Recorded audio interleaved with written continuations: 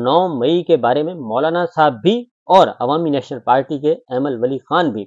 दोनों ये कह चुके हैं कि 9 मई एक फॉल्स फ्लैग ऑपरेशन था और वो उस तरह से नहीं था जैसा कि बयान किया जाता है। नंबर 1। नंबर 2, इमरान खान साहब ने भी कल ये कहा, और क्योंकि जो बातें की जा रही हैं कि 9 मई के बारे में भी आप माजरत कर लें, तो इमरान खान साहब ने कल ये कहा है कि ना हमने 9 मई किया, ना हम 9 मई में मुलव्वस हैं और ना ही हम माजरत करेंगे। नंबर 1। नंबर 2, कल इमरान खान साहब को जेल में इमरान खान साहब की मीडिया के साथ जो गुफ्तगू चल रही थी, मीडिया टॉक, उसको होते दरमियान में ही उसको रोक दिया गया और बहुत ज़्यादा वहाँ पे शोर गोगा हुआ। जर्नलिस्टों को वहाँ से निकाल दिया गया और इमरान खान साहब को फौरन बैरक पहुंचा दिया गया, क्योंकि उनसे सवाल किया गया था जनरल बाजवा के बारे में कि जी उन्होंने ये कहा है कि उन्होंने कुछ भी नहीं किया और कोई कसम उठाई है कुरान पाक में जो शामी साहब ने बयान किया किस्सा। तो उसके जवाब में इमरान खान साहब ने कहा कि वो एक झूठा इंसान है और उससे बड़ा झूठा कोई नहीं हो सकता। फिर इमरान खान साहब ने एक और बात भी की, और वो बात जो कि शोर गोगे में हुई और इमरान खान साहब ने अपनी बात मुकम्मल की। उन्होंने कहा कि मुझ पे जो कातिलाना हमला हुआ था, अगेन उन्होंने फैसल नसीर साहब का नाम लिया और उन्होंने कहा जी वो है, और उनके कहने पे वो उनके मुलव्वस होने का उन्होंने कहा मौलाना इमरान खान साहब ने इल्ज़ाम लगाया। नंबर 1। नंबर 2, उन्होंने कहा कि फैसल नसीर को भी ऊपर से हुक्म हुआ था, यानी कि बाजवा साहब का हाईएस्ट जो अथॉरिटी है उधर से हुक्म हुआ था। तो कल फिर उन्होंने इल्ज़ाम लगाया। जब यह गुफ्तगू हो रही थी तो फौरी तौर पे इमरान खान साहब को और जर्नलिस्टों के दरमियान वहाँ की पुलिस जो है वो दरमियान में हायल हुई और जर्नलिस्टों को वहाँ से निकाल दिया गया और इमरान खान साहब को उनकी बैरक में पहुंचा दिया गया।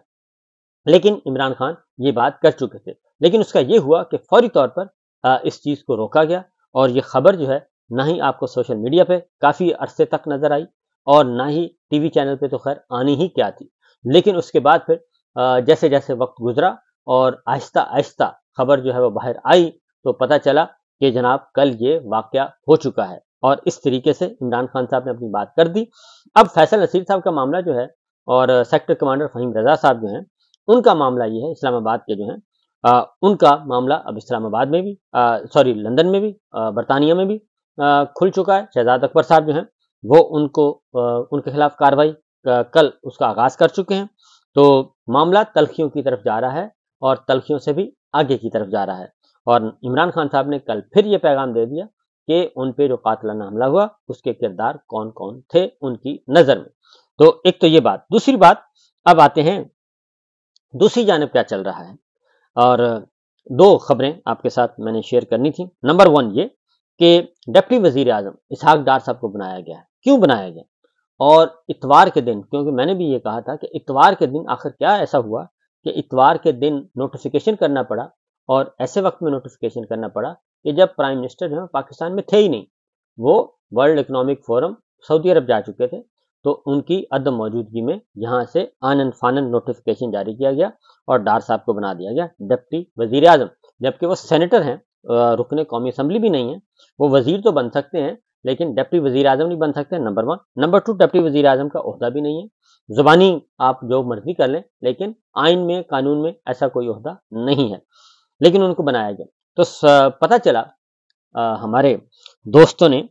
बताया, बाखबर जो दोस्त हैं उन्होंने कहा कि हुआ ये है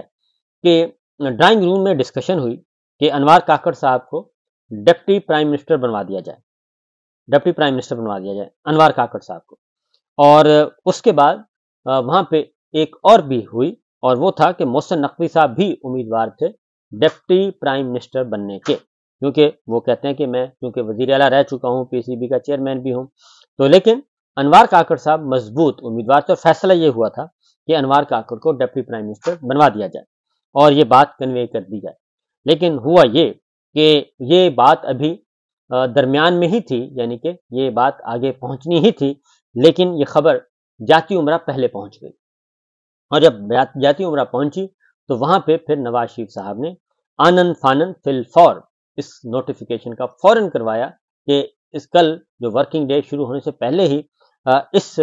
प्रोजेक्ट का कलाकामा कर दिया जाए, और उन्होंने कलाकामा किया और जब हुआ तो उसके नतीजे में डार साहब बन गए और अनवार काकड़ साहब एक बार फिर पीछे रह गए।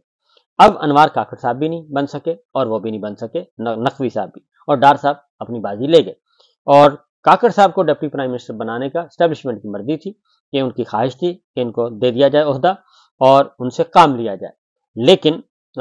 اس طریقے سے کل یہ ہوا، اتوار کو یہ ہوا اور کاکڑ صاحب کو ڈراپ، اور یہ بڑی ہی سمارٹ موو ہوئی ہے شریف فیملی کی طرف سے، اور انہوں نے آنن فانن یہ سارا کام کر دیا۔ اب ظاہر ہے اب تیر کمان سے نکل چکا ہے اور اب ہو سکتا ہے کہ ڈپٹی پرائم منسٹر نمبر 2 بھی آ جائیں، لیکن کاکڑ صاحب بھی سینیٹر ہیں، اسی لیے جب انہوں نے دیکھا کہ یہ سینیٹر کو ہی ڈپٹی پرائم منسٹر بنوانا چاہ رہے ہیں تو پھر کیوں نہ ڈار صاحب سینیٹر ہیں ان کو بنوا دیا جائے، لہٰذا وہ بن گئے۔ دوسری خبر جو ہے وہ ہے جناب بابر اعظم اور عارف حبیب صاحب۔ بابر اعظم جب پی سی بی کی جب پاکستان کرکٹ ٹیم جو ہے وہ گئی کاکول اکیڈمی اور وہاں سے پھر ان کی ملاقات کروائی محسن نقوی صاحب نے آرمی چیف سے، تو یہ خبر ہمارے افتخار شرازی صاحب ہیں بیورو چیف اینڈ ڈان کے، انہوں نے یہ خبر بریک کی اور ہم نے بھی اس کی کھوج لگانے کی کوشش کی۔ اس کے بعد تو پتہ چلا کہ اس وقت تحقیقات ہو رہی ہیں کہ بابر اعظم نے بڑے ہمبل وے میں انہوں نے بات کی ہے اور انہوں نے بڑے اعتماد کے ساتھ بات کی ہے، اور بابر اعظم ہی نہیں بلکہ ان کے ہم خیال باقی کرکٹرز بھی تھے، اور انہوں نے کہا کہ عمران خان صاحب ایک ہیرو ہیں، پاکستان کے ہیرو ہیں، اور ہم سب ہمارے بھی ہیرو ہیں، اور کرکٹ کی دنیا میں وہ بے تاج بادشاہ ہیں، اور یہ اچھا نہیں لگتا کہ ہمارے ہیروز جو ہیں اور ہمارے آئیڈیل اور ہماری پاکستانی نوجوان نسل کے آئیڈیل وہ اس طریقے سے جیل میں ہوں، اور ان کی خدمات بھی پاکستان کے لیے بے پناہ ہیں ہر اعتبار سے۔ تو بابر اعظم صاحب نے بڑے اعتماد کے ساتھ اور بڑی، وہ پنجابی میں کہتے ہیں ٹھوک وجا کے بات کی تھی اور اچھے طریقے سے کی تھی۔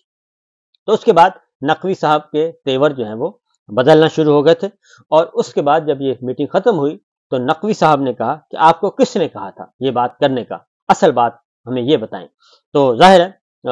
وہ بابر اعظم ایک نام ہے اور باقی بھی کرکٹ پلیئرز جو ہیں، باقی کھلاڑی بھی